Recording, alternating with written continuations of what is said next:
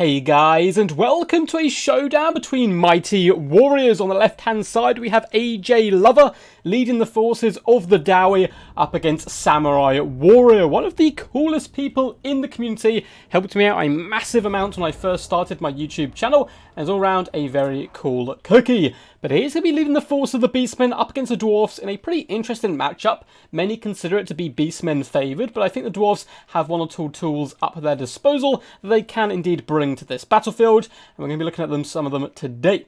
So for the force of the Dwarfs, we have Dwarf Warriors in the front line, mixed in with Warriors of Dragonfire Pass, and more Dwarf Warriors, so cheap, cheerful chaff basically, here to hold the line, and all round, Dwarf Warriors can get a bad rep in general because they don't have that much damage output, but they're very defensively stable, particularly up against the low damage output that Beastmen sometimes bring to the table, or at least low AP. In the secondary line, we have some Norgrenland's Ironbreakers, Regiment Renowned Ironbreakers, fantastic in this matchup again because of that thick armour and blasting charges, which are so good at getting rid of the chaff of the Beastmen forces. We do have Triple Slayers, 1, 2, 3, one of which is the Dragonback Slayers right here in the deep pocket, and then next to a couple of units of Quarrelers, units you very rarely see in multiplayer because of the multi-purpose functional Thunderers, but in this matchup in particular, I think Quarrelers can shine. Beastmen don't have much armour whatsoever, though that may be changing with the DLC coming out. For the mighty Flame Cannon as well, it is going to be a beautiful centerpiece here. If you followed the channel for any length of time, you know I'm a big fan of the Flame Cannon, can certainly do some lovely burst damage. We have a Runesmith coming down with one simple rune. I'm assuming it is the Rune of Wrath and Rune. It is indeed. And then we have the thick boy himself, Thorgrim Grudge Bearer. Now, a lot of people don't like Thorgrim. I don't see him picked massively often. It's quite down talked about, and a lot of the time, Dowie players will tell me you can only bring Grombrindle or Ungrim. But recently, particularly Grombrindle himself, actually the player, has been bringing Thorgrim quite a bit, and he seems to all of a sudden come out of the shadows and be made a little bit more popular. He's pretty damn good at stopping chariots in his path because he cannot be forced over, and he comes in with some pretty useful abilities. We have Stand Your Ground, Oath of Vengeance, which is a really nice hex ability, Foe Seeker, the Great Book of Grudges, buffing nearby troops, as well as the High King, which is a really interesting item. You want to kill Thorgrim because he's buffing up nearby troops, but if you do start to kill him, he will start to buff his own troops even more. So really fun Dowie build, of course, taking that defensive geometry, which the Dwarfs want to do. For the forces of the Beastmen, we do have Harpies up in the skies, 2 units on this flank, 2 units on the other side, hiding and lurking in the trees there. For the main battle line, we do have Ungor Spearherds mixed in with Ungor Herds, just dotted all the way through. I am interested to see why he picked the Spearherds. I guess they're a little bit more extra defensive, so they can hold the line a bit longer, so this secondary battle line can really bring the pain, and this is where the Beastmen will shine. We have Best Gore Herds, the best of the Gores, 1, 2, 3, 4 in fact.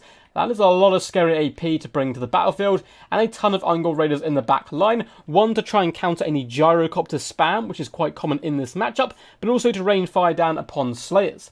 Leading the forces shall be Morga the Shadowgave. Haven't seen him in quite some time actually, though I think him and Kazrak on his chariot are probably the 2 most competitive Lord choices. He shall be coming in with the Stave of Ruinous Corruption, Call of Violence, and Spirit Essence of Chaos, looking particularly angry and gruesome. And it looks like we do have a unit hidden in the trees. It shall be a Bray Shaman of Beasts, coming with Amber Spear as well as that Manticore Summon. Amber Spear, beautiful in this matchup, because if you can advance down the tree line, you can pretty much take about 8/10 of Norgrenland Ironbreaker's health off them with an overcast shot right down the line. It can do some really scary damage indeed. Dwarfs just repositioning at the moment. We're looking to get that Flame Cannon in range and start raining fire down upon the enemy. Glorious little magical effects going down on the Ironbreakers there as they prepare for war, and the Beastmen shall be starting to advance. Quite a big fan of Samurai's approach here though, using the Harpies, getting them around behind the enemy, because not only is this going to be dragging the Dowie player's attention, it is a constant threat. If he doesn't focus these guys down, they will simply hop on, shut down the Flame Cannon, shut down the Quarrelers, and all of a sudden you're in big trouble. So the Slayers will have to stay back. Problem with that is the best scores will beat the front line, so there's all these kind of different factors coming into how you play up against the Dwarves and pick them apart. Where is that Bray Shaman? It looks like they are trotting through the trees, just having a whale of a time, jogging, absolutely legging it actually, quite like his hair dude. He's going to be charging down the side, looking to get those Amber Spears rocking, and the Flame Cannon doth sing. shooting some shots there into the Ungor herds, doing some pretty good damage. 20 kills off that first volley. We'll want to be switching the attention, though, to the Bestigor herds, though the Ungor Raiders aren't a bad target either. Harpies are starting to swarm and harass the enemy back line. Certainly we want to get one unit at least on top of the flame cannon, as more shots do start to rain and clipping both units of Bestigors. That is some pretty scary stuff for sure. And in come the Harpies. One unit jumps on the Quarrelers, one unit jumps on the Flame Cannon, and the other one on the Quarrelers. So all targets currently being threatened. Yes, the Harpies will die and lose, but it's distracting all these units, buying time now for the Ungor Raiders to get into position, as well as the Bestigors, who are doing a bit of a delayed charge, which I don't mind whatsoever. Brayshowman still vibing in the trees, needs to pop forward and start using some of that juicy magic, particularly Manticore Summon would be rather nice now, but we do have the first Chaos Spawn Summon going down on those Ironbreakers, looking to pound them down as quickly as possible. The backline is just an absolute mess. Harpies getting dealt with rather effectively by the Dragonback Slayers and normal Slayers, though the Flame Cannon has been momentarily shut down, although it looks like the Dwarf player starting to get his backlines once again cleaned up. Ungor Raiders are pouring fire down on these Slayers. That's going to be getting them some juicy value.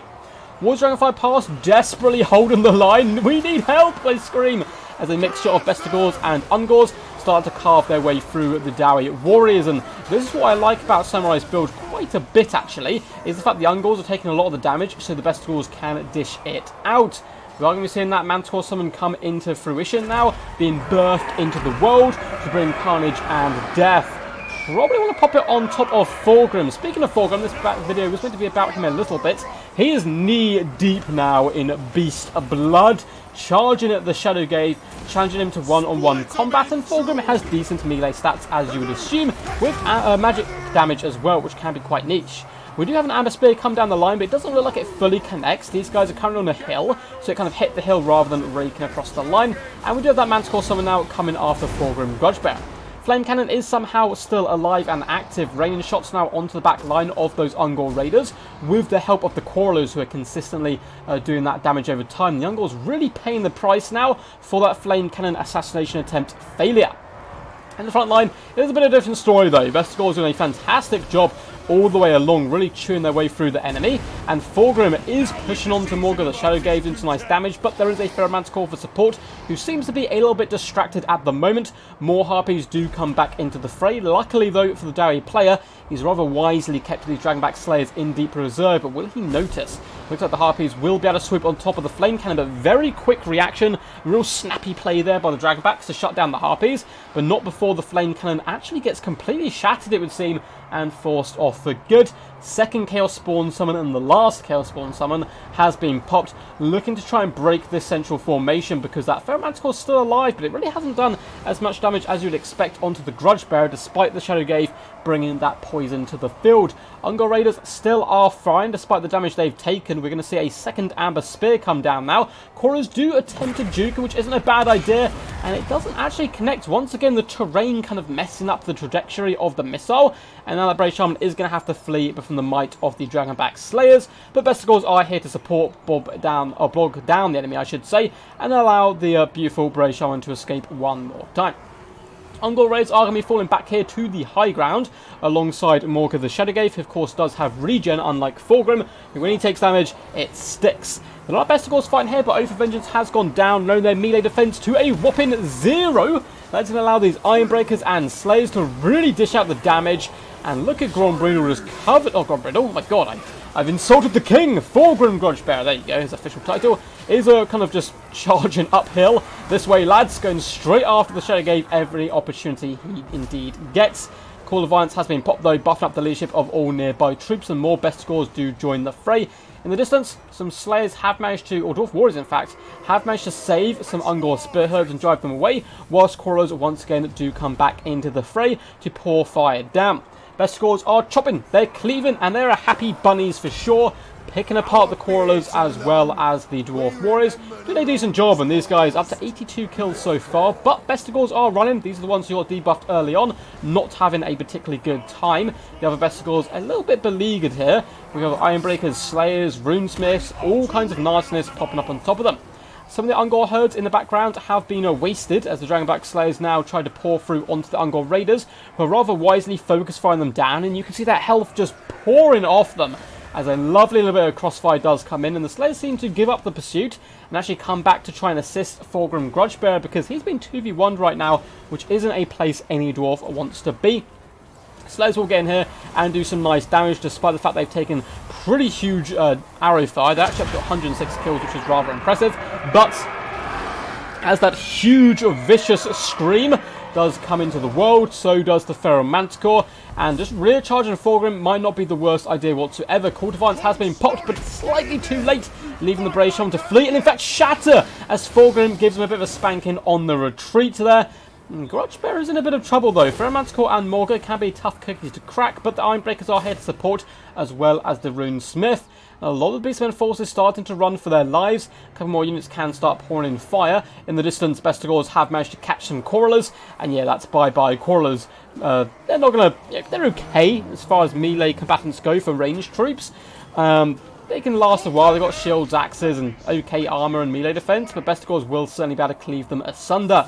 Morgan the Shadowgate is pulling out of combat a little bit here, looking to regen up, I suppose. Balance power, though, is in the Dowie's favour, despite this Manticore being on the field. Thorgrim, such a tank. I really love him in this matchup because of the amount of abuse he can just simply ignore and shrug off, and he can dish it back rather nicely. And now that is he below half health? It looks like he isn't. So they're not getting the Supreme buff yet. They are getting the Great Book of Grudges, but we don't have the High King buff coming down yet. So though he's getting low, it is a little bit deceptive, because the lower he gets, the more powerful the other dwarfs shall become. We still have 46 Bestigors here with a Bronze Chevron, which is some pretty scary stuff. And the Beastmen plays in some beautiful crossfire here, pulling away with Morga, dragging the Dowie around the battlefield, which you'll often see later stages of battles with dwarfs. So these Ungol Raiders can try to use up all their ammunition, but they are running rather low. Shooting the back of the Ironbreakers might not be the worst idea, but likewise, the only hope I think that the Beastmen have, I mean, the Bestigors will be able to deal with the Ironbreakers. They need a way to kill Thorgrim, and I think pouring the ammo into him isn't the worst idea. One last little Slayer does charge headlong into the Shadowgate to try to make a name for himself, and all he gets is a popped head and a fairly honourable death. I mean, he didn't get any damage in, so I don't know if he'll be feasting in the halls of his ancestors, or if he'll just go into a little bit of nothingness. Bestigors and Ungors fighting side by side once more do hit the Ironbreakers with a pretty lackluster charge there. Come on, lads, get a bit more aggressive. Oath of Vengeance does come down, so rather wisely, Samurai Warrior is going to be pulling back his Bestigor herds. Just so we don't need to fight here whilst we're being debuffed, because we know we're going to get annihilated. Instead, we can send in the Ungol Raiders, use up the remainder of our ammunition, and hope that Morgan can tank, because he's very good at that. Runesmith is getting a little bit danger low. Foeseeker is currently popped, likewise the Call of Violence. Bestigors aside, we actually have to get in here, despite the buff that has been popped on us. And it is kind of paying dividends. Ironbreaker's slowly going down, but they're such loyal Dowie folk that they're unlikely to break, particularly when the High King is nearby. And he's going to have a whale of a time slaughtering these pesky raiders, who have done quite a few grudges up against the Dowie kind today, getting some nice consistent damage. But he's going to be charging in. It's kind of funny that these poor little guys have to carry him. I always do wonder what happens if one of them gets killed. Does another dwarf quickly take his place, or does the High King just kind of fall on his butt? Who knows? Morgan does get some nice rear attacks there, but it looks like the Beastmen forces starting to give up hope in this fight. Bestigors continuing just about to stick this one out. 161 kills is some mighty stuff indeed. Morgan doing some beautiful cycle charging. The longer the fight goes on, the more health he is going to get. And he's trying to pick on the weaker of the two Dowie characters here, which of course is the Runesmith. But every time he tries it, Big Papa Thorgrim comes in. You get away from my son, and slaps Morga, who is actually starting to wave now. Balance power going dangerously close in the favour of the Dowie, but another Call of Violence does go down, trying to imbue some kind of inner strength in these Beastmen to keep up the heroics and keep fighting. Bestigors, 18 of them left, really are the last hope, but that hope seems to be fading. Norgolland's Ironbreakers hold the line with just 21 models. They're absolutely loving it. Runesmith and Thorgrim pop stand your ground, and with that, there's simply no way these Ironbreakers are breaking, and you can crash as many waves of Beastmen you want up against the shore of Dwarfs. It's not going to matter. They will repel you every single time. And it looks like, is that an Oath of Vengeance? It is! Thorgrim has issued an Oath of Vengeance upon Morga the Shadowgate, who, he knows what happens when a dwarf calls an oath. You run for your life. Very well played to these two champs, Mr. the Luke AJ Lover and Samurai Warrior. Samurai Warrior also is one half of a beautiful Italian YouTube channel. I will link it down below. If you guys, they do obviously cast their stuff in Italian, so if you speak Italian or want to learn Italian, you can find that down below. But well played to both these two champs. A fantastic, furious game, very close stuff. I think all round, the Dwarf build was relatively well equipped to deal with the Beastmen, but the Beastmen just scrapped, and nearly managed to pull it out there, but due to some pretty good late game engagements for the Dwarfs, they managed to succeed there. Hope you guys enjoyed that one. Mr. Chad Thorgrim coming in with some pretty damn decent damage value and damage dealt, but we'll get to that stuff in just a second. If you guys enjoyed the video though, please do feel free to leave a fat thumbs up before we get into all this damage dealt and damage value. You know Nakai would want you to do the same. Feel free to subscribe as well. We're getting pretty high up there with the subscriptions, and it also helps push the channel out to more people so we can convert them to Total War Warhammer fans. Leave a comment down below as well. Who was your favourite character? What was your favourite moment? Who was your MVP? What would you like to see on the channel in the future? Or if you have nothing to say, simply yell quack. I do enjoy reading all the comments. They've been pretty damn fun recently. There are links below in the description to my Patreon where you can support the channel as well as get lessons. I'm going to be setting up over the next day or two. Just need to speak to a few people about it and should be some good fun. So yeah, I can do Warhammer lessons. Pretty exciting stuff. Also, links down below in the description to my Discord, where you can submit replays, hop in and get involved in the tournament scene, competitive scene, keep up to date with the channel, and see a load of pictures of ducks, hone your Warhammer skills, and all that fun stuff. There's also links as well. I know there's like links after links here, but bear with me. They're all good links. There's also links down below as well to my partners, where you can get discounts on Total War Warhammer 3 and all that good stuff. But enough of my ramblings. Let's see the damage dealt and damage value. Chad Thorgrim. People say he's a meme, but I think he's actually pretty powerful. 65 kills, 10k damage dealt, 2,611 damage value. Yeah, it doesn't look too memey anymore, does he? Coming out there with some pretty solid damage value. And against Beastmen, I think he's stable. He can tank against chariots. He's hard to assassinate with cycle charging, and also does give nice buffs to nearby friendly Dowie. RuneSmith did okay. Was really here to kind of counter chariots with the extra slow from his rune, but Samurai Warrior decided to trial something out, it would seem, and play in a bit of a different way. The Dwarf Warriors held the line relatively well, got some solid kills, not the best damage value, but again, they're here to kill all the enemy light chaff. War Dragonfire Passer in a bit better, 700 damage value. As for the Slayers, it is a real mixed bag. Some of them just got slaughtered due to good focus fire from those Ungor Raiders.